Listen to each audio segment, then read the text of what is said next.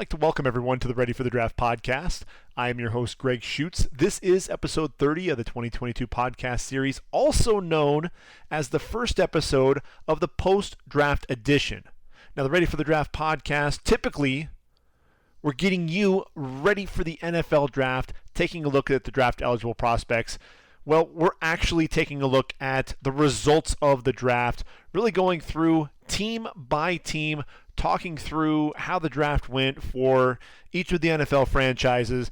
And like I said, this is going to be the first of 3 podcasts. So what we're going to do is we're going to take half of the teams. We're really going to go in alphabetical order and go through each of the teams, take a look at their drafts, and then the last of the 3 podcasts, we'll take a look at some of the undrafted free agents, and we'll take a look into 2023 and what to expect. Really, I know it's an early view, but that's kind of how we'll wrap up the 2022 podcast series, is just taking a look ahead into 2023.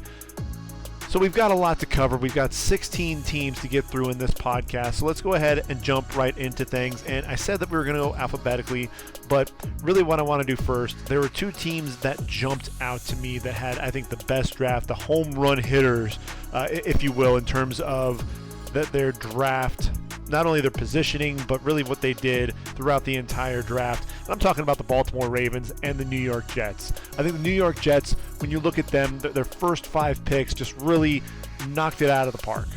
You know, you get the number 1 corner, the number 1 or number 2 wide receiver, depending on who you talk to, and a defensive end that some people feel may be the most NFL ready of the group. Then you get the number 1 running back and a top 5 tight end. Jets did a phenomenal job, but I think Baltimore, you know, obviously they had a few more picks, just a few, but I think their draft even more special, and so that's why I wanted to go ahead and start with Baltimore. We'll talk about the New York Jets, and then we'll get into the Cardinals and work our way down from there. So, speaking of Baltimore, they're sitting there at number 14, and it looks like they sat patiently and took the best player available, who happened to be Kyle Hamilton, who was a top 5 player on everybody's board. And when you look at Kyle Hamilton, I think what really affected him was that 40 time. When you're talking about a guy that ran as slow as he did, at the combine, he runs the 4.59. He runs slower than that at the pro day there for Notre Dame, and there has to be some cause for concern, right?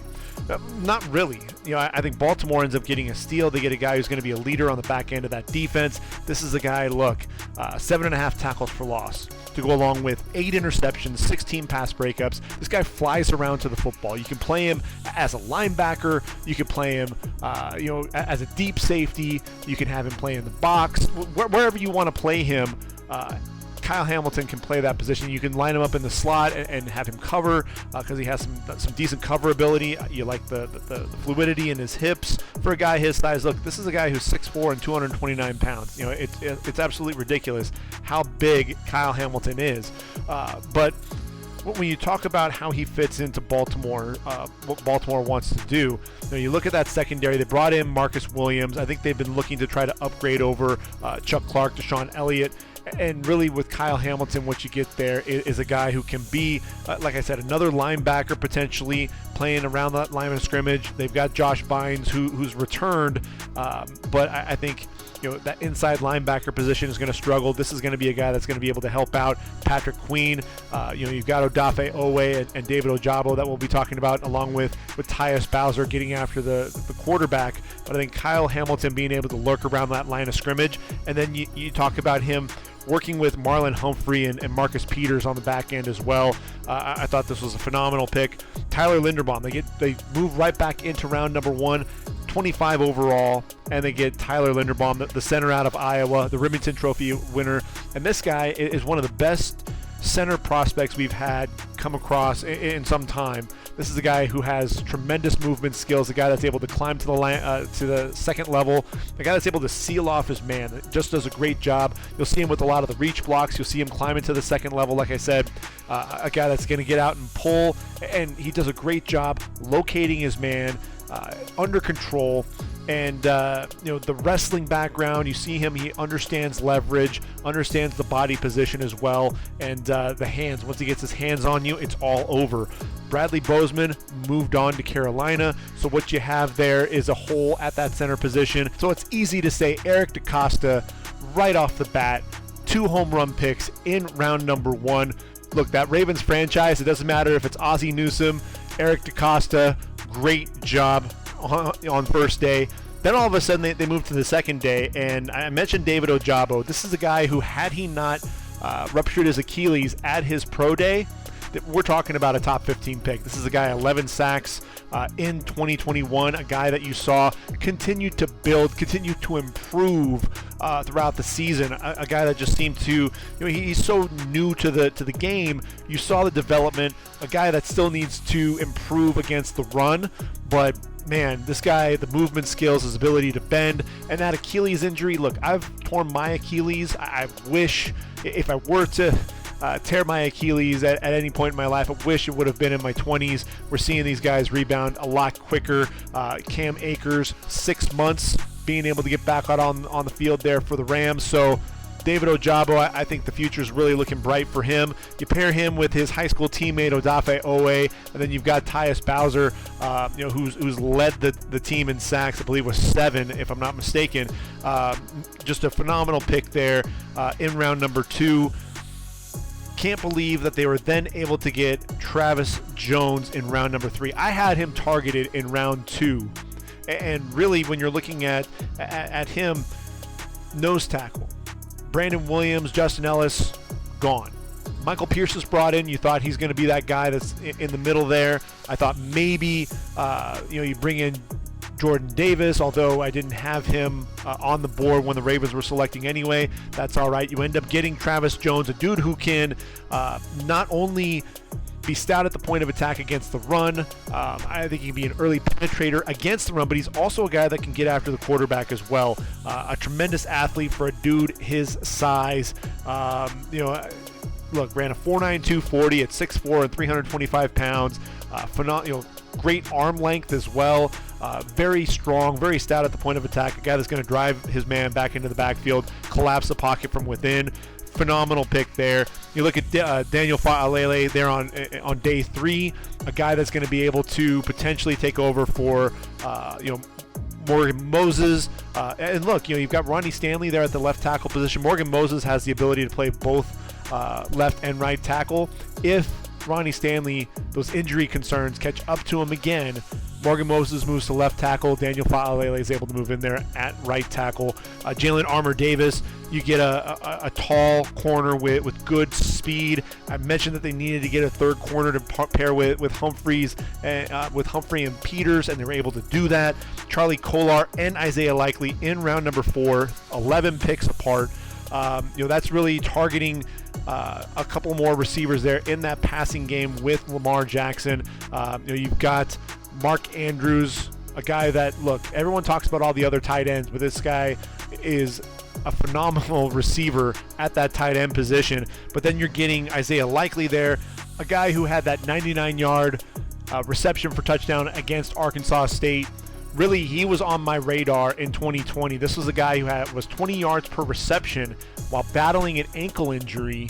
A guy who I think can definitely push the field vertically up the seam. Definitely a guy that's going to be a mismatch with the size and the speed. Then you've got Charlie Kolar, another dude. This is a guy, 6'7", 252 pounds. Played high school basketball with Trey Young at Norman North High School in Norman, Oklahoma. Played his college ball there at Iowa State. A guy who I think it can be a good inline tight end, better route runner than people give him credit for. Excellent hands, a weapon in the red zone for sure. Then you get Jordan Stout in round 4. I was kind of surprised that they went that early, but look, he's going to battle Sam Cook for that starting job at that punter position. I think ultimately Jordan Stout's going to win out there. Demarion Williams there in round 4. This is a guy I ultimately did not have coming off the board. I was a little bit surprised that he did end up getting selected. 5'10", 182 pounds, shorter arms. That really concerned me. But this is a guy who has good instincts overall. 22 pass breakups in his career, a guy that you're going to find around the football. And then Tyler Beatty out of Missouri. in the 6th round. I figured he'd come off the board somewhere between the 4th and 6th round, so I think this is really good value.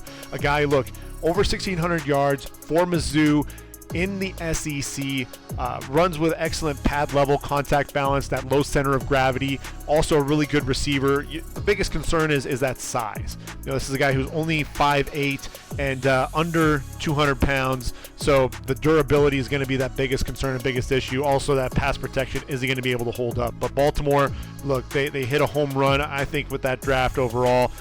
Really excited about their picks. So then I mentioned the New York Football Jets. And when you talk about the Jets, obviously Ahmad Sauce Gardner is the first guy that you have to talk about. A lockdown corner, a guy that's never given up a touchdown in his college career, all 3 seasons there with the Bearcats. And you look at that roster, you've got DJ Reed, you've got Bryce Hall, Michael Carter, Brandon Eccles, a lot of young corners there. You're getting Ahmad Sauce Gardner, who can really be a lockdown corner. Really like what Joe Douglas did there. Kind of surprised that they did go corner, but the more I think about it, you're really addressing the back end of that defense. Then you can start focusing on some other areas, and they were able to do that in this draft. Garrett Wilson, the receiver.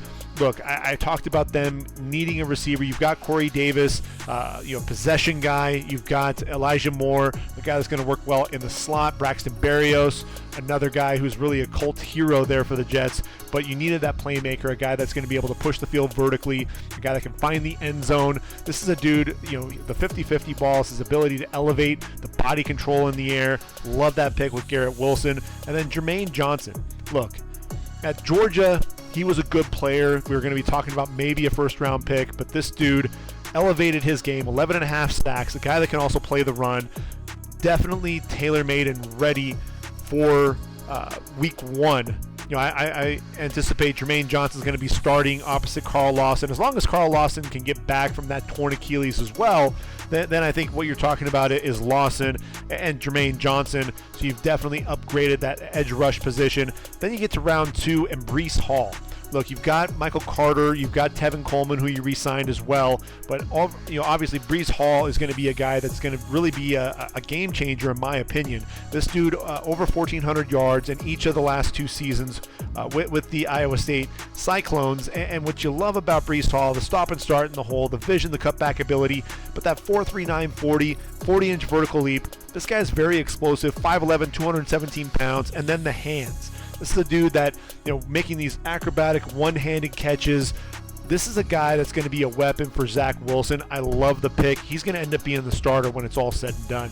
Then you get Jeremy Ruckert in round number 3. And I think Jeremy Ruckert's an underrated tight end, a guy that just didn't catch a ton of balls. Really, when you've got Olave and Wilson and Smith and Jigba, you don't have to catch the ball a ton. But this is a guy, I watched some of his tape in high school, and this kid actually has some really solid hands. And so when you look at the Jets, you've got C.J. Uzomah, you've got Tyler Conklin, you bring in Jeremy Ruckert to really be that third tight end. I love that pick. I would have liked to actually seen them try to double up on a pass rusher there, but I can't argue with Ruckert because he is a top 5 tight end in my opinion. Then you look at round 4. You're going to get a right tackle in Max Mitchell. This is going to be a guy that I think is going to battle George Fant, really push. I said that they needed to get a guy like George to battle George Fant there, and I think Max Mitchell is a guy that's going to be able to do that. Michael Clemens, also in round 4 out of Texas A&M. This is a guy, 6'5", 263 pounds, real long arms, can stack and shed blocks, does a really good job there on the edge. Initial quickness, able to really turn that that speed to power to get into the offensive lineman. Very violent hands as well as a pass rusher. Just not the most explosive guy.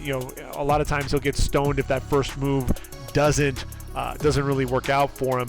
So that's why I think the Jets, towards the end of their picks, the last three picks, not really as dynamic as those first 4, but I can't really fault them for it. They really addressed a lot of their needs. They got a corner, receiver, defensive end, and an outside and an offensive tackle. So I really overall love what the Jets did. Arizona. So now we're going to go ahead and work through the remaining teams in alphabetical order. So we're going to start with the Arizona Cardinals. And look, the Cardinals, they end up trading out of that first round pick they wind up reuniting Marquise Hollywood Brown with his college quarterback in Kyler Murray.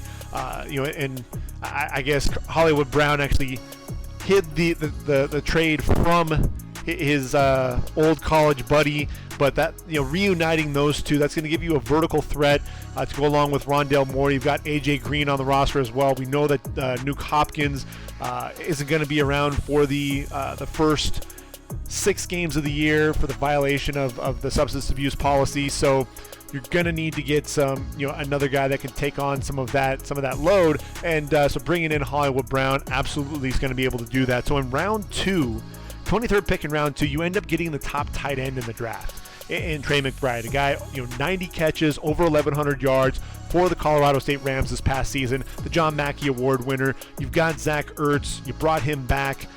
Max Williams has struggled with injuries. I think this is a guy who's going to be able to, you'll have that nice 1-2 combo with Zach Ertz. I think Max Williams falls to your number 3 tight end. At the end of the day, this is going to be a great pickup for Kyler Murray, another weapon there at tight end. Cam Thomas, getting him with the 23rd pick in round number 3, I was really surprised that he was going to be there. 6'4", 267 pounds. This is a guy, 10.5 sacks, 20.5 tackles for loss, lived in opposing backfields, a guy that patterned his game after J.J. Watt, and when I watch him play, he reminds me so much of J.J. Watt. The versatility in his game, his ability to really push the pocket from within, can be that defensive tackle if you needed him to. Very disruptive against the run as well. Really a great job with his hands, swiping the blocker's hands. You'll see him using the swipe move. You'll see him using chops, clubs, rips. He's got a really nice swim move, takes advantage of those oversetting tackles. A guy that's just able to slip blocks, very versatile, being able to win coming off the edge, and he's a lot of fun to watch.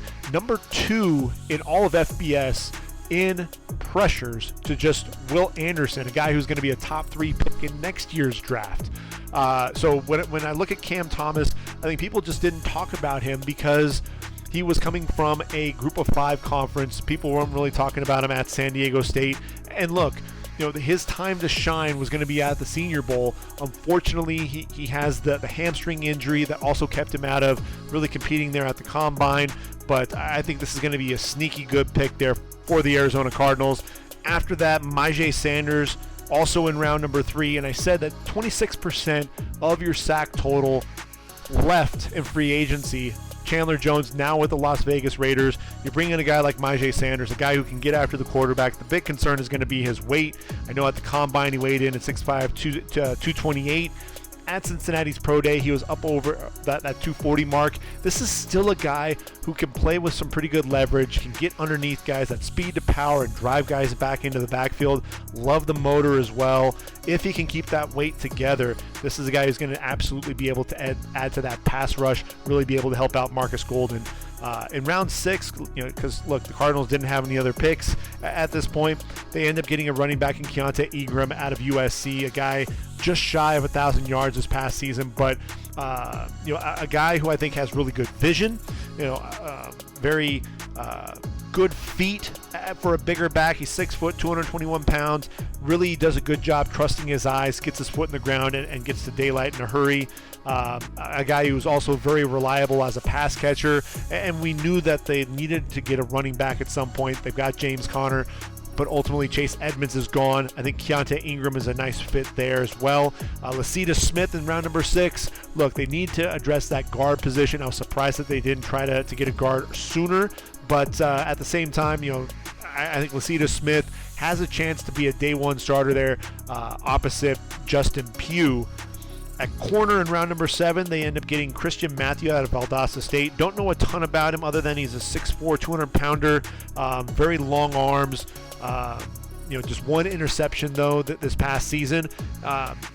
You talk about their cornerback position. You've got Byron Murphy. You've got Marco Wilson. Jeff Gladney was added. But I think Christian Matthew is going to be a guy. Can he stick on the roster? I think the length is very intriguing, if nothing else. Jesse Luketa there in round 7, another guy that you can target as a potential pass rusher coming off the edge. Only a half a sack in his career there at Penn State. And I know what you're going to say, Odafe Owe, not the most productive sack artist there for the Nittany Lions, and still you see what he was able to do in the NFL. I think Jesse Luketa has that potential.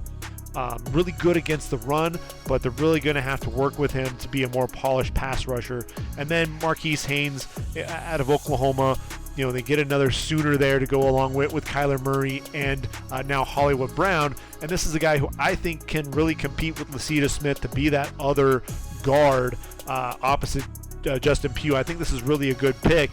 A guy who plays with excellent leverage. He's very strong at the point of attack, heavy-handed, and what I really like, OU ran a lot of those guard tackle, the counter plays where they're pulling around, and he was able to get to that second level, showed some decent mobility for a guy his size, a guy who's 6'5", 318 pounds. So overall, I think the Cardinals had a pretty solid draft.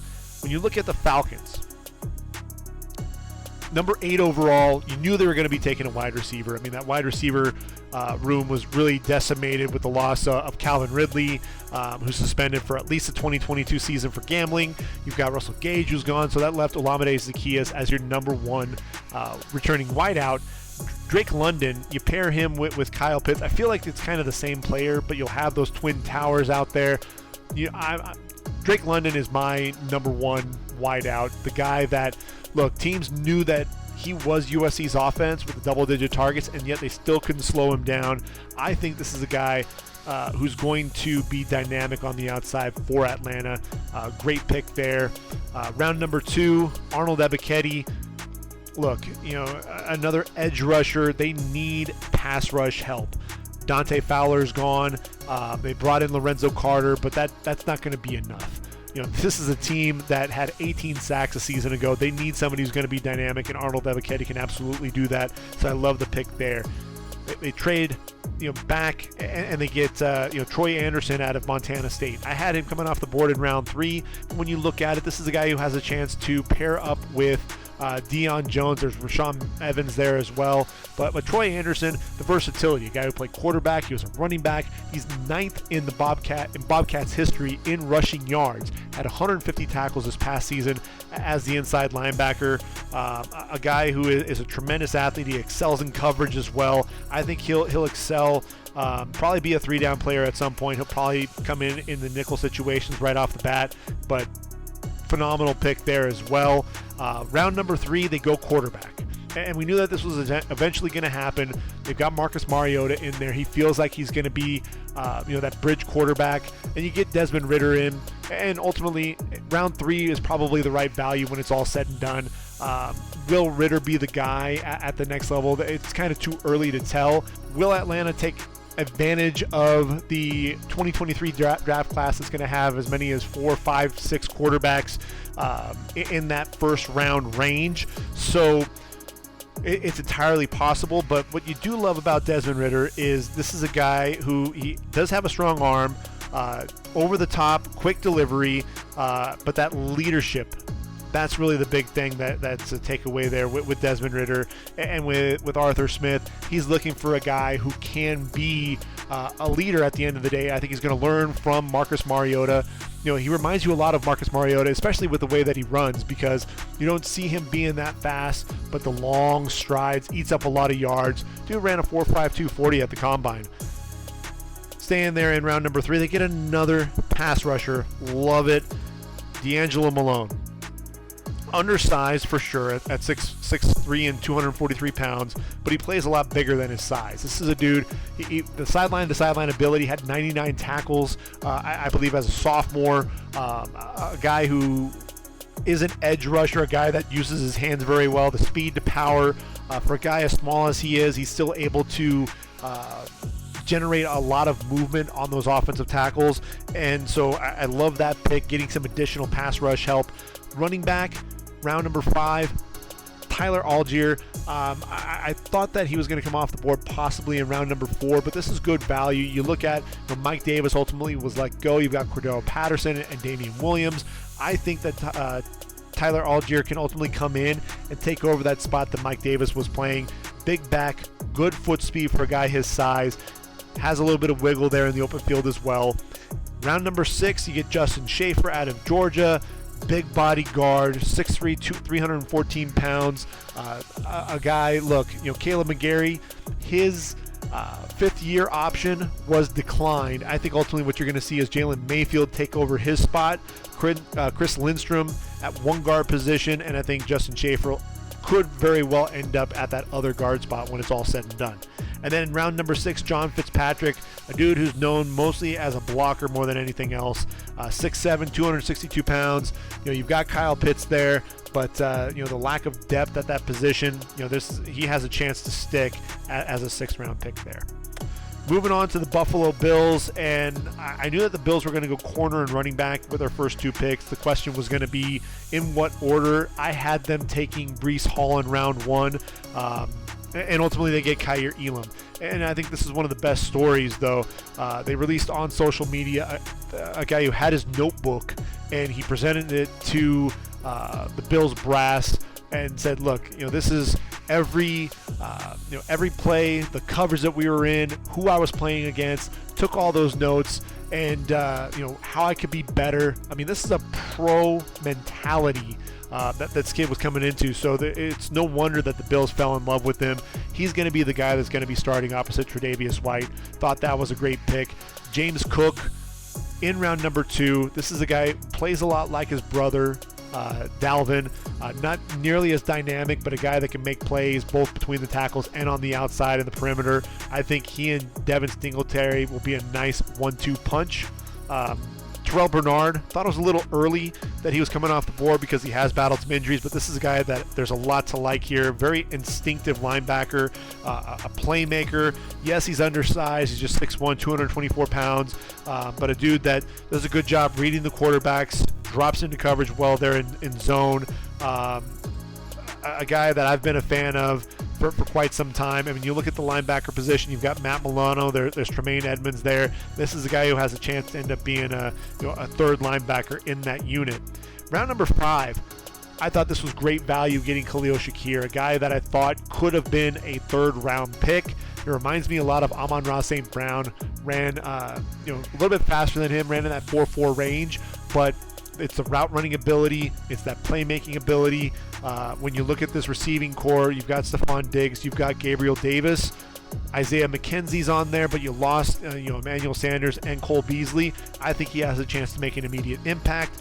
Matt Ariza, ultimately, look, this dude, he was the Ray Guy Award winner, the 85-yard punt, special leg for sure. And you're looking at Matt Hawk. I think at the end of the day, Matt Ariza is going to end up taking over the starting spot there. Then in round 6, they double it up. They end up going and getting Christian Benford, a corner out of Villanova, 6'1", 208 pounds, a dude who had 18 pass breakups a season ago. So he's going to be a guy that can come in there and offer some depth. You've got Dane Jackson, you've got Taron Johnson, but I think Christian Benford, because of the ball skills, has a chance to stick. Luke Tenuta picked it there, the 31st pick in round number 6. Really surprised that he was ultimately drafted here. 6'8", 319 pounds. This is a dude who I think is kind of a lumbering tackle, a dude who has great effort, but at 6'8", that pad level just gets way too high. I'm looking, they've got Deion Dawkins and Spencer Brown as your starters. Tommy Doyle is kind of the backup. They need some depth, so I could see that. But, to me, Luke Tenuta, there were just other options out there that I thought would have been better for the Buffalo Bills than a guy like Luke Tenuta. Kellen Diesch there out of Arizona State was a guy that I thought was going to get drafted in like the 4th or 5th round. Obinna Easy out of TCU, Dare Rosenthal. So I thought that was kind of a peculiar pick. Looking at Buffalo there in round number 6, a guy who I think is going to struggle to make the roster. And then in round 7, Balin Spector out of Clemson. This is a guy, look, he has good speed. I think he's pretty instinctive, plays with a ton of effort, 6'1", 233 pounds, has a chance to potentially stick as a special teams guy. I think he's going to be duking it out with Tyler Matakevich when it's all said and done. Carolina, the question was, were they going to go quarterback in round number 1? Were they going to trade for Baker Mayfield? What was going to happen there? And really, ultimately, they did neither.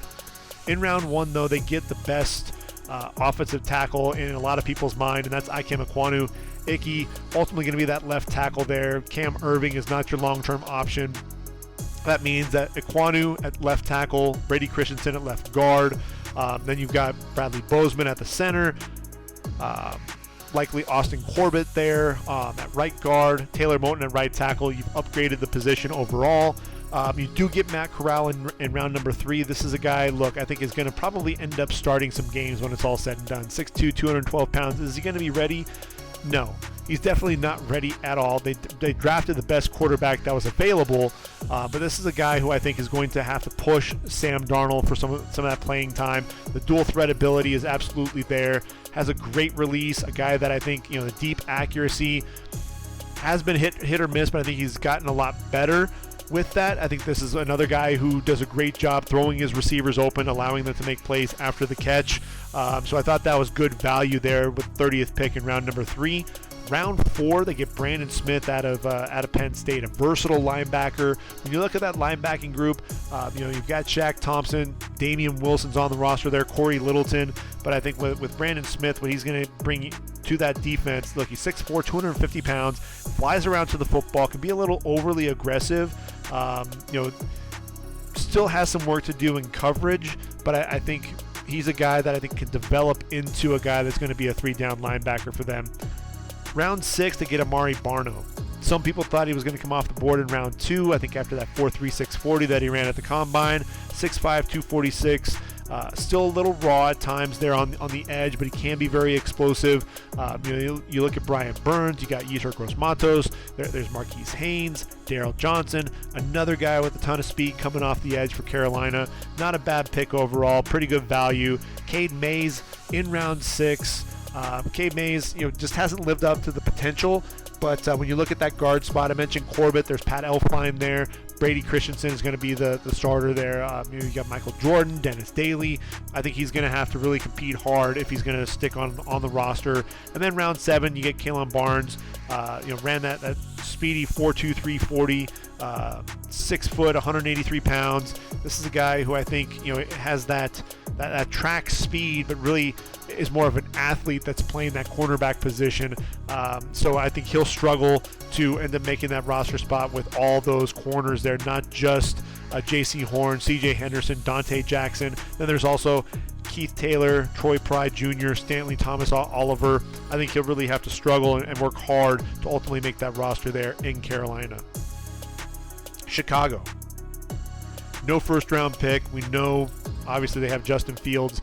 So when I was looking at this pick, I thought they were actually going to focus on the trenches. That was one of the big topics of conversation was, that they needed to improve both sides of the ball up front.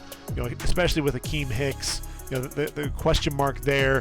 What was going to happen? They end up going secondary with their first 2 picks in round number 2. And Kyler Gordon, I think, is ultimately going to end up starting opposite Jalen Johnson. This is a guy, a tremendous athlete out of Washington, 6 foot, 194 pounds. Look, the Bears, 31 pass touchdowns given up a season ago. This is a guy who I think, he does gamble quite a bit, but I love the feet. I love the fluidity, the ball skills as well. He's a ball hawk. So not a bad pick overall there for the Bears. And then Jaquan Brisker. I'm a huge fan of Jaquan Brisker because he's such a versatile safety at 6'1", 199 pounds. Excellent ball skills. A guy who's going to be able to play in the box. Has a little bit of cover ability as well. Could be a big-time thumper. You put him with Eddie Jackson there on the back end. He's going to be a starter day 1. There's no doubt about that. So I love that pick. Round number 3, they ultimately take Velus Jones Jr. out of Tennessee. A guy who I think, he has a ton of speed. And this is something that ESPN reported, that he was the only FBS player with more than 800 yards receiving, 200 punt return yards, 600 kickoff return yards. So yes, he's dangerous after the catch. I think his route running leaves a little bit to be desired. Has some short arms as well. When you look at the Bears, they needed to target at number 1. They've got Byron Pringle in there. They've got Equinemius St. Brown. But they really needed a number 1 to play with Darnell Mooney now that Allen Robinson is gone. And when you look at that wide receiver spot at that point in the draft, I thought there were other guys that were there on the board for the taking. So it was a little bit surprising for me looking at Velus Jones. I thought, Jalen Tolbert made a lot of sense. That was really the guy that I was targeting for the Bears there at that point. David Bell was another guy that I was looking at for them. Even a guy like Khalil Shakir. So I was a bit surprised and taken aback that it was going to be Velus Jones. So I think there's a lot riding on Velus Jones right now to step up. So there's going to be a lot of pressure on him at that wide receiver spot. Round number 5, they get Braxton Jones out of Southern Utah. Look, this is a guy, excellent length.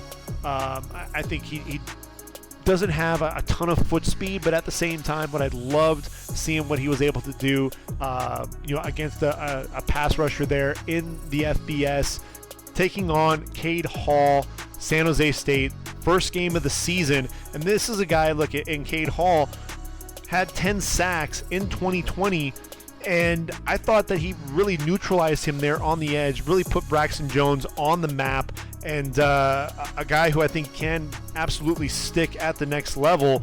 There are some skills to work with. You have Tevin Jenkins already, and obviously Larry Borum there at the tackle position. This is going to be a guy that could potentially be that third tackle, that swing tackle. Then they get Dominique Robinson there in round number 5. And look, with Dominique Robinson, this is a guy who started on the offensive side of the football, shows pretty good burst, excellent length and bendability, 6'5", 253 pounds, a guy that's going to be able to come off the edge. He's still new to the position, but he's a guy that's going to really learn quite a bit from Robert Quinn. You've got Al-Qadim Muhammad there, Travis Gibson, Bruce Irvin still on that roster, Jeremiah Tauchu. So there are a lot of veterans that this guy's going to be able to learn from, but I love that raw ability. So round 5, really good value. Round 6, they get Zachary Thomas, the offensive tackle out of San Diego State. 17 games started at right tackle, 14 at left tackle, so he offers that versatility. Another guy that's going to be competing there in the trenches. So they did ultimately target the offensive side of the football in those trenches. They also get Doug Kramer in round 6, really a physical center at the point of attack. 47 games started there for the Illini, but again, very physical at the point of attack. Then you have Jatari Carter out of Southern, 6'3", 311 pounds, played left tackle at Southern. He's going to be a guard. You've got Lucas Patrick, probably going to end up playing center. There's Cody Whitehair there as well. This is a guy that's going to probably find some time in that group. Another pick in round 6 was Treston Ebner, the running back out of Baylor.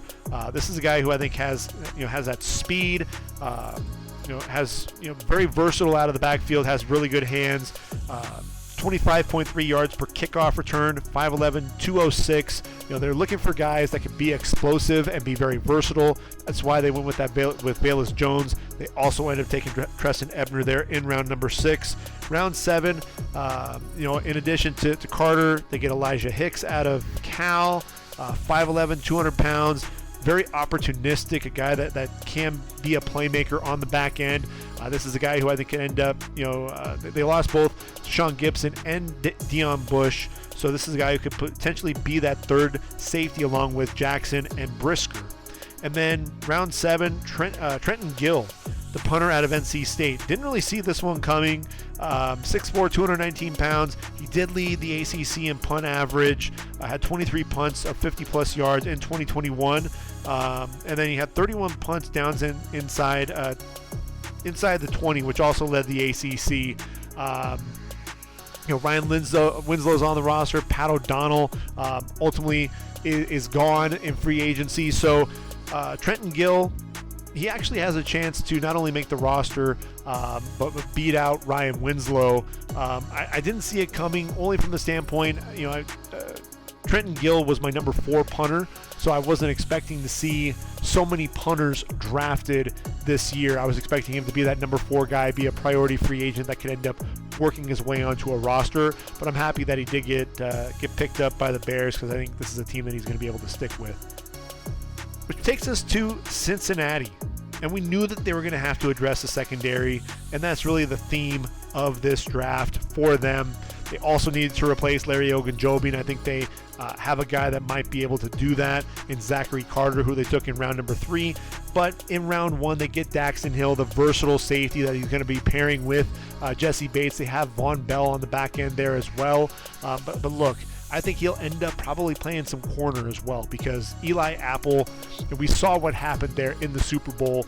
Chidobe Awuzie is going to be your number 1. They need help at that cornerback position. So I think Daxton Hill, because he has that versatility, we know Jesse Bates was franchised. Mike Hilton, one of the best slot corners there. I think Hill potentially play in the slot. I think he can play, the nickel, could be a strong or free safety. He's going to be a starter. It's just going to decide where they want to play him, and he'll play in a variety of positions. Round number 2, they get Cam Taylor-Britt there out of Nebraska, 5'11", 196 pounds, experience at corner, safety, in the nickel as well. So again, they're looking for, versatility. I thought this was a guy that was probably going to come off the board in round 3. So this was a round too soon for me, but I can see what they're doing. They want to address that secondary position, and he has all that versatility. A guy that I think is going to be one of those pieces that's going to be counted upon if Cincinnati wants to return to the playoffs in 2022. Then they get Zach Carter from Florida. This is a guy who I think could be a defensive end or a 3 technique, depending on the defense. A guy who I think can push the pocket as an interior pass rusher, 6'4", 282 pounds. Larry Ogunjobi was a guy who was able to get some penetration into the backfield. Zach Carter is a guy that I think could absolutely do that. Round 4, they get Cordell Volson out of North Dakota State, 6'6", 315 pounds. Very physical, a guy that's going to play, till the whistle. Very physical. And when you look at this team, they need help in the trenches. Obviously, they restructured what they have there. You've got Ted Karras. Could he play guard? Could he play center? You've got Alex Kappa there as well. Jonah Williams and Lyle Collins now at that tackle position. So I think Cordell Volson is going to give them, if nothing else, it's going to give them some depth. Tyson Anderson is another intriguing pick there out of Toledo, 6'2", 209 pounds. Ran a really quick 40 time there at the combine. That kind of turned some heads for a guy his size, 4'3", 640, 16 pass breakups there for the Rockets. So I think Tyson Anderson's another intriguing guy. When you look at that safety position, again with Bates and Bell, and now you're adding Daxton Hill to the group, Tyson Anderson has a chance to end up being a guy there on the back end that's going to stick with that roster. And then Jeffrey Gunter out of Coastal Carolina, 6'4", 258 pounds, versatile guy, a guy that could be a 34 outside linebacker, could be a defensive end. And when you look at this group, they've got Trey Hendrickson and Sam Hubbard, Cam Samples on the roster, and you've got Joseph Osai, Khalid Kareem. Jeffrey Gunter's a guy, he's very quick, explosive with his hands. He's a little on the lighter side at 258 pounds for a defensive end in a 43 defense, but he's a guy who's very consistent getting after the passer, and that's one of the things that I think drew me to him there with Coastal Carolina, because even when you were watching Taron Jackson leading up to last year's draft, this is a guy who continued to flash. 38.5 tackles for loss, 17 sacks in his career. Not a bad get at all in round number 7 for Cincinnati. Which takes us to the Cleveland Browns. And Cleveland, ultimately, they did not have a draft pick until round number 3, and they had 3 of them. And with Cleveland, they wound up taking Martin Emerson with the 4th pick in round number 3. I had him coming off the board there, but to a different team. And you look at that secondary, they've got Denzel Ward, there's Greg Newsome there as well. Greedy Williams, Troy Hill, likely going to end up back with the Rams. So Martin Emerson, what he gives you, very physical guy. He's 6'2", boundary corner who could potentially play opposite Denzel Ward, with Greg Newsome playing there on the inside. So the fit does make some sense. They need to get edge rushers to help out Myles Garrett. They did trade for Chase Winovich, but they need to continue to get those guys. And Alex Wright at 6'5", 271 out of UAB is a guy that's going to be able to do that. Edge defender coming off, a guy that can walk the defensive tackles back into the backfield. Pretty explosive, decent hands as well. He's going to have to grow up fast, though. A guy who I think is still developing as an edge rusher, but a guy who has explosive potential, that's for sure. Round 3, they get David Bell, 6'1", 212 pounds, back-to-back 1,000-yard seasons, but ran that 4.65 40, so that's why his stock kind of slid him down the draft board a little bit. You've got Amari Cooper, you've got Donovan Peoples-Jones, Jakeem Grant was signed. Anthony Schwartz is going to be more of a guy that's going to be vertical. I think David Bell ultimately takes the spot of Jarvis Landry there in that offense.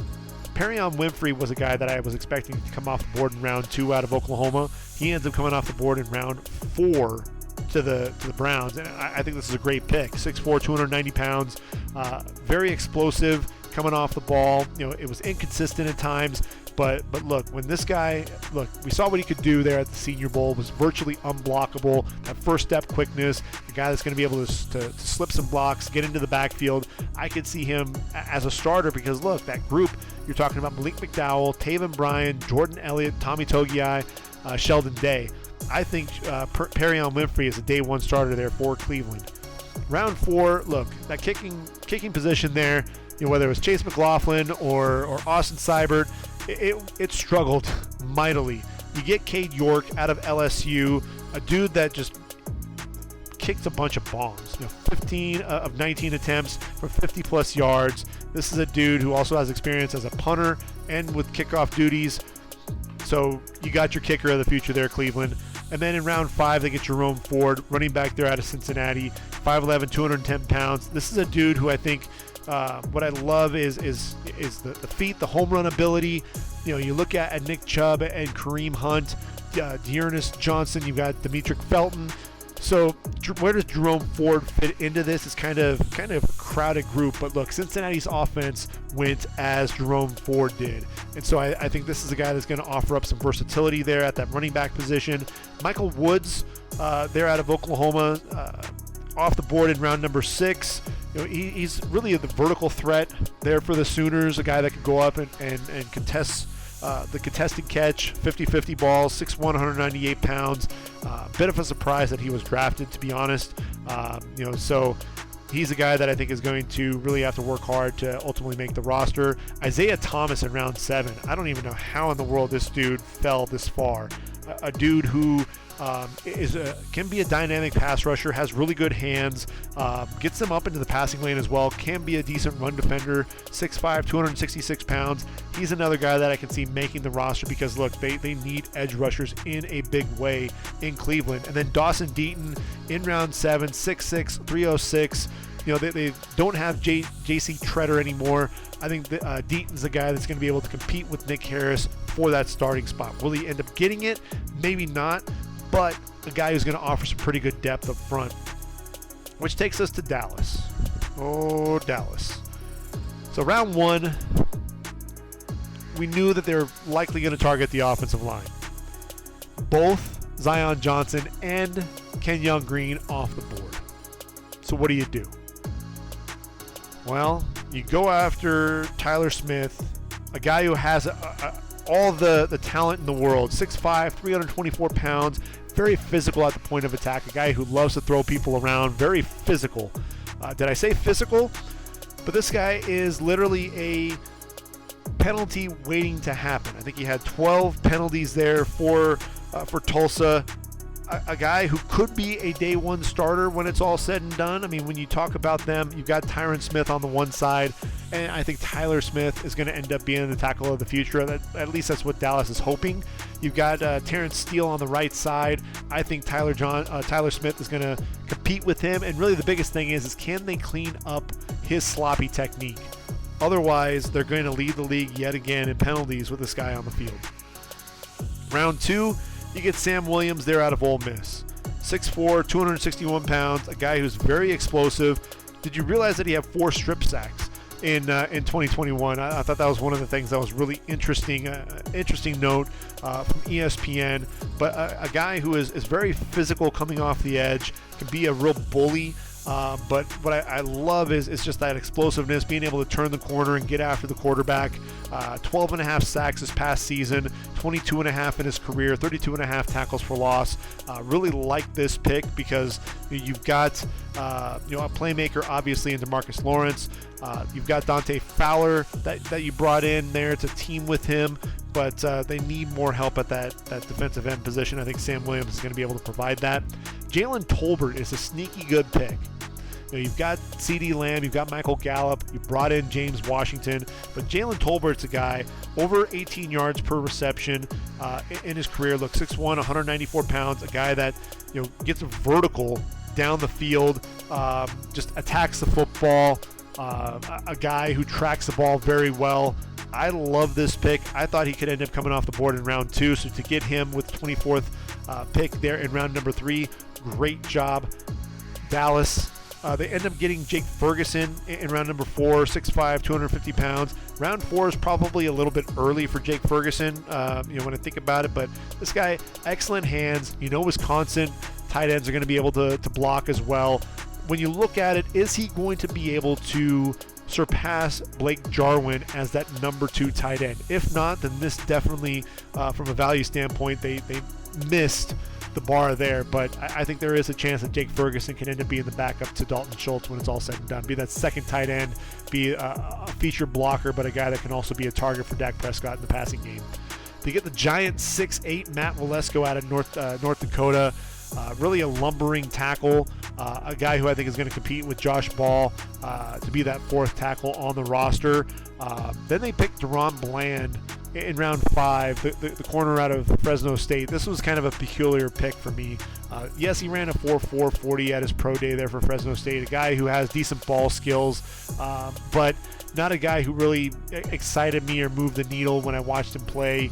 So that was kind of a curious pick. I think they got some of the off-field issues with Kelvin Joseph right now. You've got Anthony Brown and Trevin Diggs, Jordan Lewis. They brought in Nashawn Wright a season ago, so they needed a corner, but I thought they could have gone in a bunch of other directions other than Deron Bland. So hopefully he'll prove me wrong and have a decent career there with the Cowboys, though. Staying in round 5, Damone Clark. 6'3", 239 pounds, a tackling machine, played sideline to sideline. Really the biggest thing was that spinal fusion surgery on March 24th. He's probably going to miss the 2022 season, so that's why his draft stock moved down as much as it did. But what you're going to get is a guy who, depending on what you want to do with Micah Parsons, this is another guy that can play, I think, both inside and out when it's all said and done. So he's going to give some versatility there, and a guy that's going to, if nothing else, provide some depth. But ultimately, you're talking about a redshirt year there for Damone Clark. Staying in round 5, John Ridgeway, defensive tackle out of Arkansas, 6'5", 321 pounds, very stout run defender. Not going to offer a whole lot as a pass rusher, but you've got Tristan Hill, Neville Gallimore, Osa Odigizua, guys that can get after the quarterback from within. So you're getting this guy really to help shore up that run defense. And then Devin Harper out of Oklahoma State in round number 6. This is a guy who I think, off the ball linebacker, really good top end speed. So you're getting a guy who can fly around to the football. But a guy, average size for that linebacker spot. I think he struggles at times to get off blocks as well. But a guy, again, he flew around to the football for the Pokes there of OSU. So it's a pick that I can't be too mad with, but a guy that I think is going to struggle to end up making that roster. Denver, another team without a first-round pick, but end of round number 2, they get an edge rusher out of OU in Nick Benito, 6'3", 248 pounds, a guy who had a ton of that pass rush win rate. Really got all that momentum going for him in the offseason and was able to find his way to the end of round number 2. You've got Randy Gregory to team with, Bradley Chubb there as an edge rusher. This is a guy, if nothing else, he's going to be able to be that explosive edge rusher in a situational pass pass rusher, but a guy who I think is going to continue to develop the rest of his game. Really like the pick there. Round number 3, you needed a tight end. Noah Fant, you traded to Seattle in the Russell Wilson deal. You have Albert Owe-Bunam. You need another tight end. You get Greg Dulcich, the converted walk-on wide receiver, 6'4", 243 pounds, a guy that's going to be a weapon up the seam. Look, the wide receiver ability for the tight end spot, 17.3 yards per catch this past season. Still needs to work on the blocking ability, but I think he can be a weapon there for Russell Wilson. Probably going to end up being your starter when it's all said and done. Round number 4, you get a really good corner, Damari Mathis. Very quick and explosive, 5'11", 196 pounds. This is a guy, when you look at that cornerback spot, you've got Patrick Surtain, Ronald Darby, Michael Ojemudia. A lot of guys are free agents there. So Damari Mathis is a guy that can come in and contribute right away. You get Ioma Uwazurike, a dude who's 6'6", 316 pounds, and very, very good length, upper body strength as well. Uses his hands to slip some blocks, and this is a guy who actually offers up quite a bit of pass rush ability. For the Iowa State Cyclones, he had 9 sacks in 2021 to go along with 12 total tackles for loss. So when you look at that defensive end position, possibly Draymond Jones, DJ Jones, McTelvin Agim. I know that they traded away Shelby Harris, so they need to get another defensive end. This is a guy who I think could get after the quarterback for them, so really nice value at that point in the draft. Round number 5, you get DeLaron Turner-Yell, 5'10", 197 pounds, a guy who has pretty good fluidity to him, good closing bursts as well. He's not the biggest dude, but he is very aggressive. He'll take chances. And look, you've got Justin Simmons, you've got Kareem Jackson, PJ Locke and Caden Stearns on the back end as well. This is a guy who I think is going to go in there and compete. Probably see most of his action on special teams initially. Montrell Washington, out of Sanford, 5'10", 170 pounds. This was a guy against Florida, had a really good game. 10 passes hauled in for 124 yards and a touchdown. A dangerous return man as well. So a lot of other receivers that were out there on the board, but clearly Nathaniel Hackett and company were targeting a guy that they can use in the return game. You already have Cortland Sutton, Jerry Jeudy, KJ Hamler, Tim Patrick. What you were lacking was a guy that you could put into that return game. So I understand why they were targeting him there. Luke Wattenberg out of Washington, 6'4", 299 pounds. A guy who has really long arms there at that center position, good foot speed as well. They've got Lloyd Cushenberry there. This is a guy that's going to come in there and provide some depth, if nothing else. Matt Henningsen out of Wisconsin, a guy who I think is a natural 34 defensive end, that the 5 technique, big dude, long arms, a guy that can be physical at the point of attack. So I like that pick for the Denver Broncos. They stay at Wisconsin there in round number 7 with Faion Hicks, 5'10", 192 pounds, short arms, only picked off a single pass in his career, and that was as a freshman, but he did have 16 pass breakups. This is a guy who could potentially provide some depth at that cornerback position, but I think he'll struggle to make the roster. Detroit, the Lions. This was a team who I thought did a pretty darn good job with their draft. Obviously, they get Aiden Hutchinson. We've talked quite a bit about him. 16 tackles for loss, 14 sacks. We know what he means to the state of Michigan. He bleeds maize and blue. Now he's going to be galvanizing that Detroit Lion fan base in Ford Field. Love the pick. Love everything about that pick. He's a Dan Campbell kind of guy. Then they trade up from that 32nd pick overall. They dealt a couple of other picks away as well, and ultimately got up to number 12 to get Jameson Williams. And when you look at that receiver position, you've got DJ Chark, who you brought in. You've got Amon-Ra St. Brown, Josh Reynolds, Khalif Raymond. What you don't have is a guy with the explosive speed like Jameson Williams. And that's going to be the thing. He's going to provide a dynamic that you don't have on that offense right now. So Jared Goff, you're going to have that guy who's going to be able to get vertical. He's going to be back by training camp with that knee injury. Love that pick. Round number 2, they end up going with another defensive end. And look, I think you had to find a way to replace Trey Flowers. You've got Michael Brockers there. He's going to need some help. And so ultimately, Josh Paschal's a nice pickup there. 6'3", 268 pounds. This is a guy I can see definitely taking over for Trey Flowers. And Paschal, look, he's very powerful at the point of attack. A guy that I think can also be an interior pass rusher when it's all said and done as well.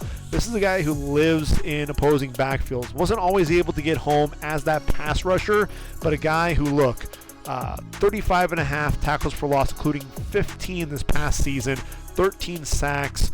Paschal can be disruptive in opposing backfields. I think a guy, he's better against the run right now, but really like the pick. Thought he was going to be available in round number 3. That's the only thing that I would say with that pick overall, but they end up getting a safety there in round number 3, and so ultimately I had them taking Daxton Hill at the end of round 1.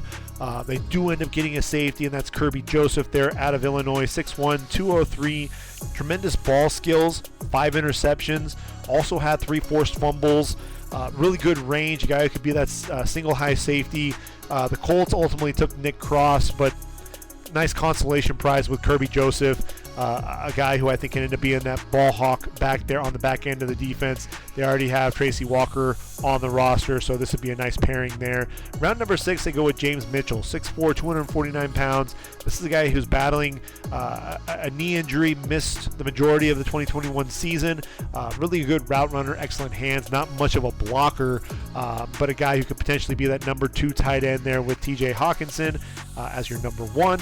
Round number 6, one of my favorite picks in the entire draft, Malcolm Rodriguez, 5'11", 232 pounds. This is a dude who takes excellent angles to the football, just flies around with his hair on fire, converted safety. A guy, he's a Dan Campbell type of guy. Reminds you a little bit of Alex Anzalone with the way that he plays, because he plays with his hair on fire.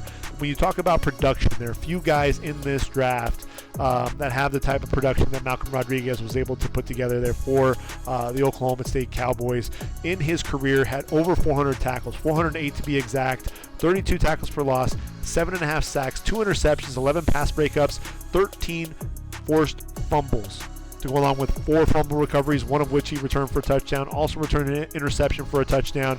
This dude is going to make this roster. He's a Dan Campbell type of guy, and I think when it's all said and done, Malcolm Rodriguez is going to be a starter in this league. James Houston at Jackson State, look, 6 foot, 244 pounds, a guy who I think is instinctive. He's a guy that can bend coming off the edge, and really a guy who was very productive and explosive for Deion Sanders there at Jackson State. 70 tackles, 52 of those solo, 24.5 tackles for loss, 16.5 sacks, 7 forced fumbles. Really got to have a breakout year after being underutilized at the University of Florida. So that ultimately gives the Lions another pass rusher that you could team there with Charles Harris, a guy who I think has the explosiveness to stay on the roster.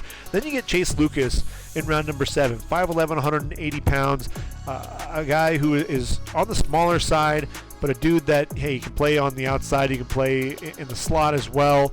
A guy who has some pretty good instincts and ball skills. And look, at that cornerback spot, they've got Jeffrey Okudah, Amani Oruwariye, Ifeatu Melifonwu. I think Chase Lucas has a chance to make a roster here as that 4th or 5th corner for the Detroit Lions. Which takes us to Green Bay.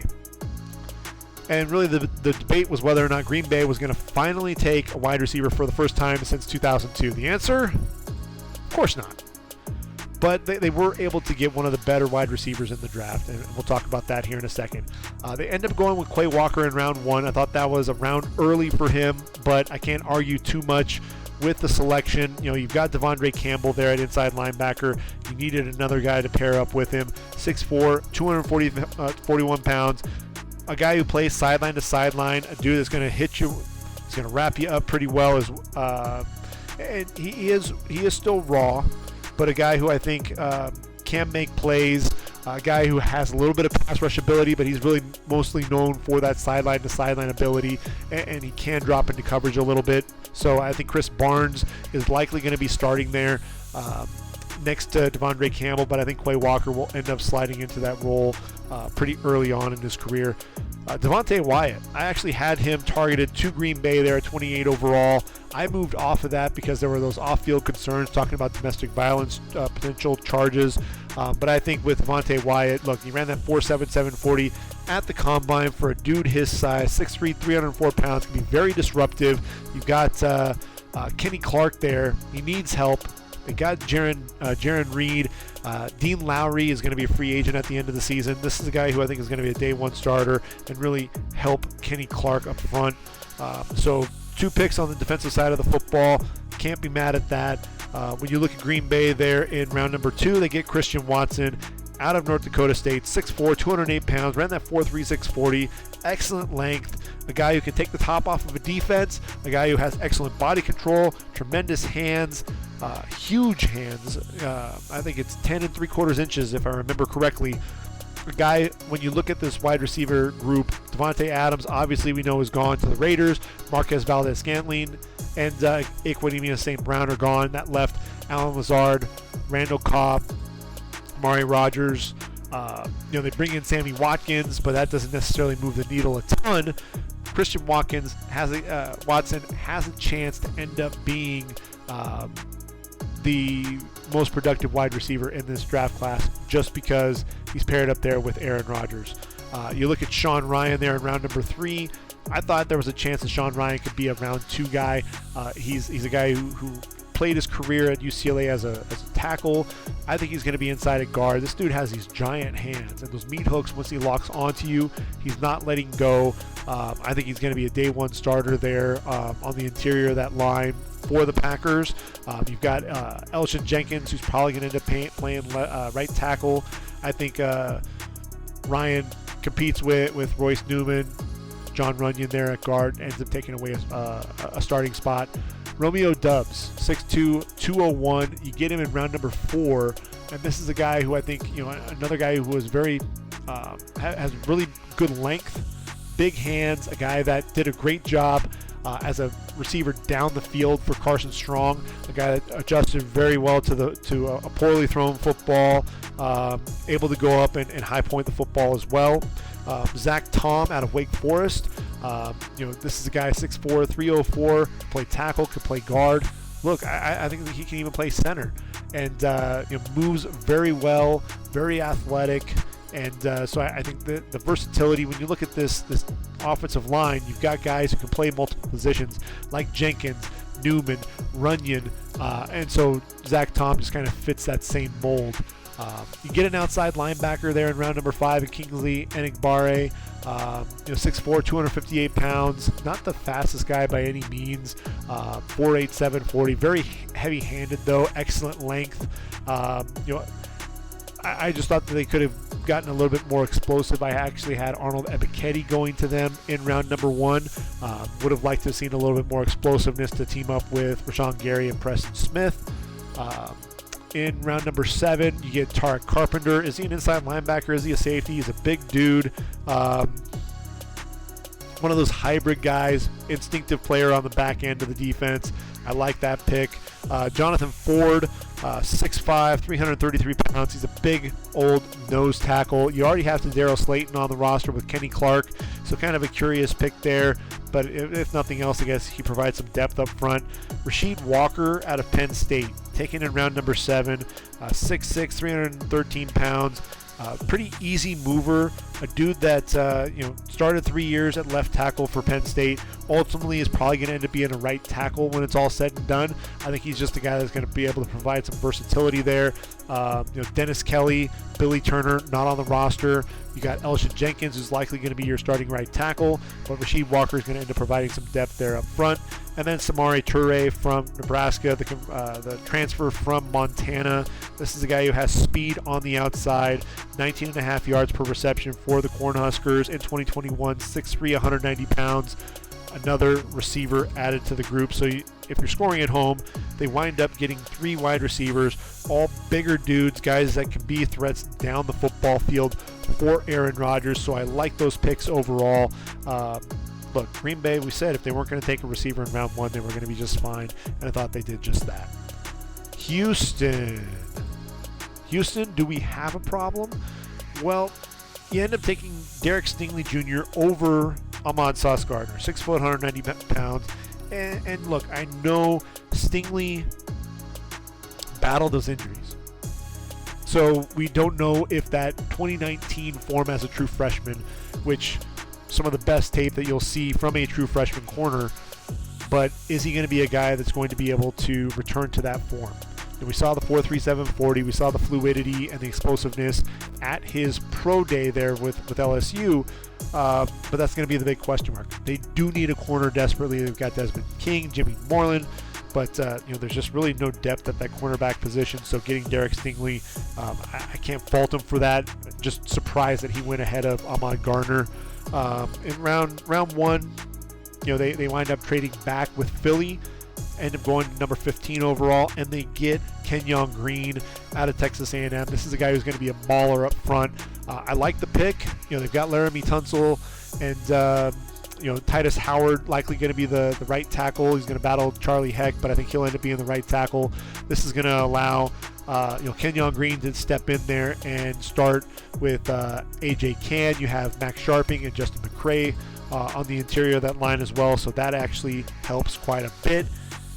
You get a safety. You've got Eric Murray, Terrence Brooks, MJ Stewart, but you get Jalen Petrie, a guy who reminds you a lot of the Honey Badger with the way that he flies around to the football.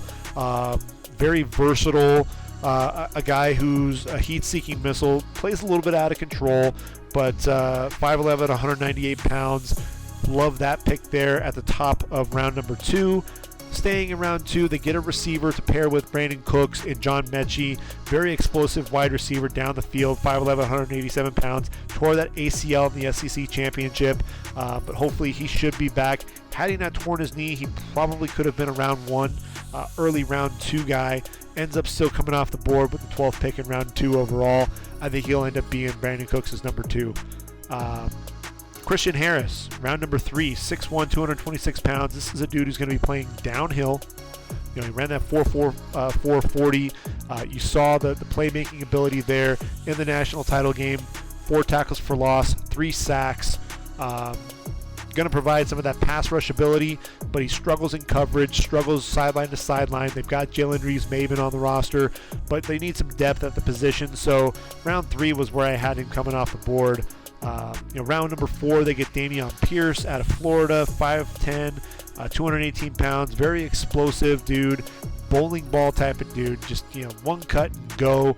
The contact balance runs through tackles, just a big bowling ball. And look, you've got Marlon Mack, you've got Rex Burkhead, Royce Freeman, Dario Ogunbowale. So I think this is good value, a guy that I think could end up being Marlon Mack's backup when it's all said and done. Day 3 continues. Thomas Booker out of Stanford, 6'3", 301. This guy really is a 5 technique. A guy who can push the pocket from the inside. Good hand fighter as well.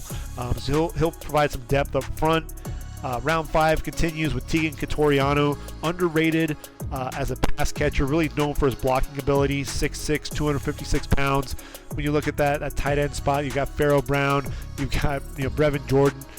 They need tight ends. So kind of surprised that they didn't target a tight end earlier. Get a guy like Pharaoh Brown, a guy that can end up being a vertical threat, or get a guy who can offer some versatility, really as a blocker as well. Maybe a Charlie Kolar, but they waited until round 5 to get Tegan Catoriano, who could surprise some people. Like I said, he is an underrated pass catcher. Austin Deculus in round 6. You get a guy who can be a tackle, physical on the outside, may even bump inside to guard as well. Indianapolis, another team with no first-round picks, and yet good old Chris Ballard does a great job with his draft. Alec Pierce, you needed a receiver to team with Michael Pittman Jr., give Matt Ryan some additional targets on the outside. And look, you get Alec Pierce, a dude who has a 40-inch vertical leap, a guy that runs, can be that vertical threat. At the combine, really stood out, 4'4", 140, 6'3", 211 pounds. Career guy with 17.5 yards per reception. I think this is going to be a good fit there in Indy. Look, we know Jack Doyle retired. Mo Alley Cox needs a running mate to go along with him. They end up taking 2 tight ends. Jelani Woods there in round number 3. And look, 6'7", 253 pounds. And the height, the size, the speed. This is a guy who really stood out in the pre-draft process as things kind of continued to develop. Ran that 4.6 140, repped out 225 24 times at the combine as well. A lot of drops that he needs to clean up, but he can end up being a good player for them. And then look, that tackle spot, what's going on with it? That's really the big question mark, right? I mean, you've got Braden Smith on the right side. You re-signed Matt Pryor, but they're looking for a left tackle. And, Eric Fisher is unsigned, but Bernard Raymond, he's pretty new to the position. Was a 245-pound tight end when he showed up at Central Michigan. A player from Austria, still pretty new to the game of football, but he took up Paul Alexander, the legendary offensive line coach, learned a lot about the position, and you can see that he plays with a nasty streak. He's physical, excellent feet as well. Just needs to continue to develop his game, but I think he's a guy, he's a quick learner, a quick study, can end up being a starter at the next level when it's all said and done. 6'6", 303 pounds. They get Nick Cross in round 3 as well, a very versatile safety on the back end of the defense, a guy that can play all over the field. 6 foot, 212 pounds.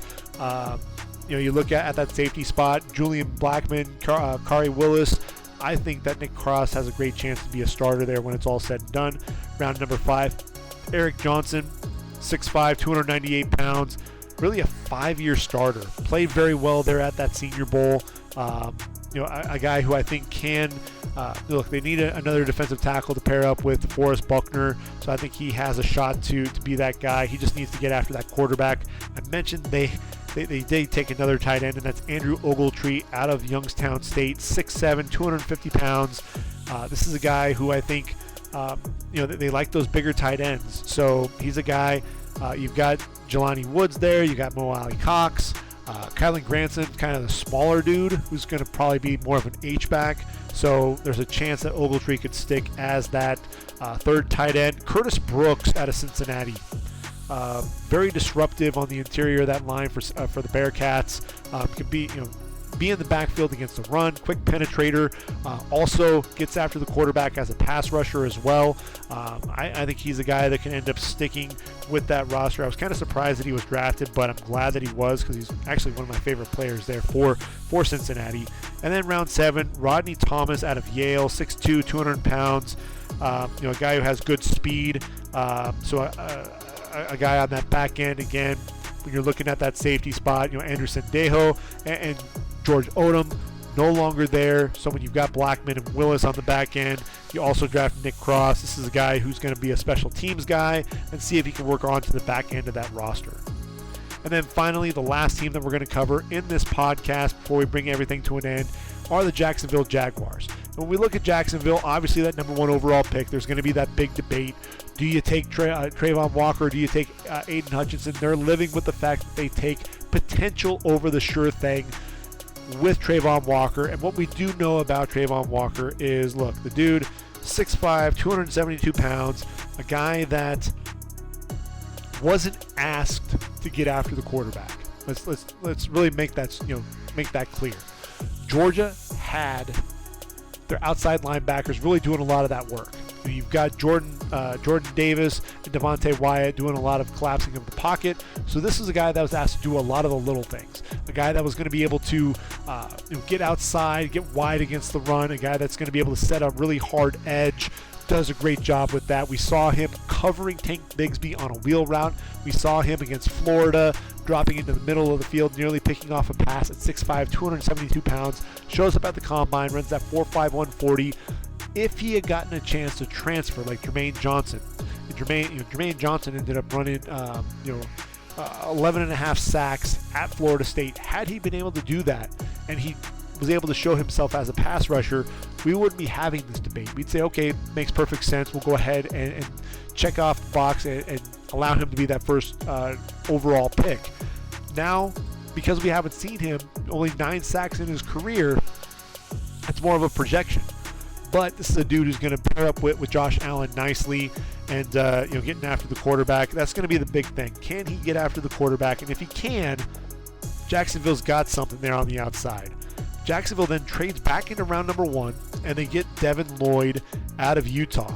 6'3", 237 pounds. I was surprised he was still there on the board. I really thought that the Patriots were going to take him. And this is a dude, he reminds me, and I know he reminds Matt Miller of ESPN, of Darius Leonard. Tremendous instincts, a guy that's going to fly around to the football. Look, racks up tackles like nobody's business. The sideline-to-sideline ability is absolutely there. That's one of the first things that you see when you watch him. But the versatility is one of the things that's absolutely ridiculous. When you look at the stat sheet in 2021, 111 tackles, 22 going for loss, 7 sacks, 4 interceptions, 6 pass breakups. When you think about it, you talk about his career numbers for the Utes. And when you keep in mind, he only played in 3 games in 2018 and just 5 in 2020. Okay? So 256 tackles, 43 going for loss. That's right, 3 straight seasons of double-digit tackles for loss, 15 and a half sacks, 5 interceptions, 8 pass breakups. 3 of those 5 interceptions he returned for touchdown. This is a guy, converted safety, so he absolutely has the instincts on the back end and being able to cover a little bit as well. Pass rushing ability. That's one of the things that I thought was impressive, was his ability to bend coming off the edge as a stand-up edge rusher, a guy that can shoot the A-gap, but then also put his hand in the dirt and get after you as well. So when you're looking at what Jacksonville has at inside linebacker, you've got Shaq Quarterman and Foye Oluokun, Dakota Allen. They need playmakers there at inside linebacker. They lost Miles Jack and Damian Wilson, so I love this pick. Gotta get him in there and be a playmaker. I love the pick. Round number 3, they get Luke Fortner, 6'4", 307, a veteran guard who moved to the center position, a guy who's going to take over for Brandon Linder. So good value there in round number 3. Then you get Chad Muma. And so it's clear what they're looking to do there at that linebacker position.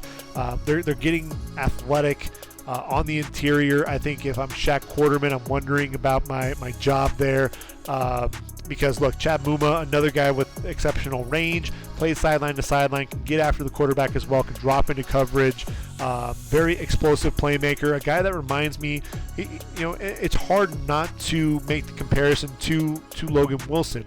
Not quite the playmaker, not quite as explosive, but still, look at the numbers. 142 tackles this past season, 8 going for loss, 1.5 sacks, 3 interceptions. When you have Muma and Devin Lloyd there at inside linebacker, I think you've really got some good things. Snoop Connor in round 5.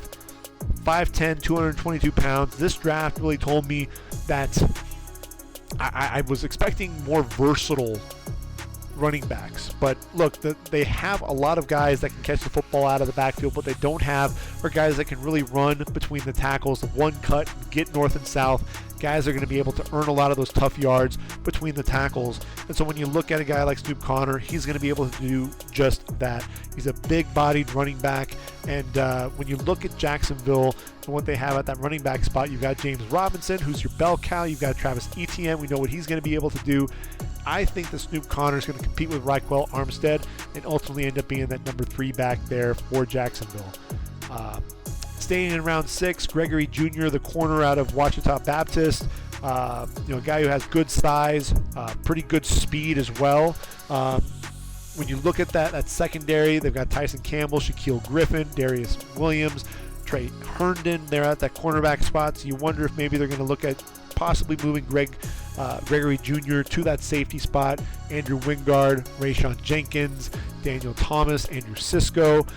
I think he's going to be a guy that's going to struggle to find a spot there on that defense. And then Monteric Brown, 6 foot, 196 pounds. The ball skills are evident with this guy. 5 interceptions this past season for the Razorbacks. Another guy who's going to really have to struggle to make the roster just because there are so many corners already on this roster. A guy who's probably going to have to make the roster as a special teams guy, and then really kind of work into the flow of the defense from there. So those are the first 16 teams and their picks. Now, I've given you my thoughts on it, really what to expect, with these selections. And in the next day or two, we'll be talking about the final 16 picks overall. We'll actually get to talk about the New England Patriots and their curious picks. I'm scratching my head because, Cole Strange in round 1, you saw Tyquan Thornton in round 2. We'll get to talk all about those picks because, it was definitely curious. It reminds me of a couple of drafts ago where they doubled up at linebacker and then doubled up at tight end, and they took a couple of tight ends much sooner than I think everyone was expecting, and we know how that turned out. So a lot to cover in the next few days. Make sure that we get through the final 16, and like I said, then we'll be talking about the undrafted free agents. I think we'll do a quick position-by-position look, number of players that came off the board, if there were any surprises, really what this draft told us about some of the different position groups, and then we'll get into a brief look at 2023, really that first look at 2023. We know we've got C.J. Stroud and Bryce Young, Will Anderson, but who else should we be keeping an eye out for that 2023 draft? It's never too early to start talking about the NFL draft. Even if we're talking about we're right on the doorstep of that 2022 draft, it's still never too early to start talking about that 2023 draft. But that is a conversation for another day. So for ReadyForTheDraft.com, this has been the Ready for the Draft podcast. I've been your host, Gregg Schutze. Enjoy your weekend, everyone. We'll get a couple of podcasts up and running here in the next couple of days. Until next time, everyone, bye.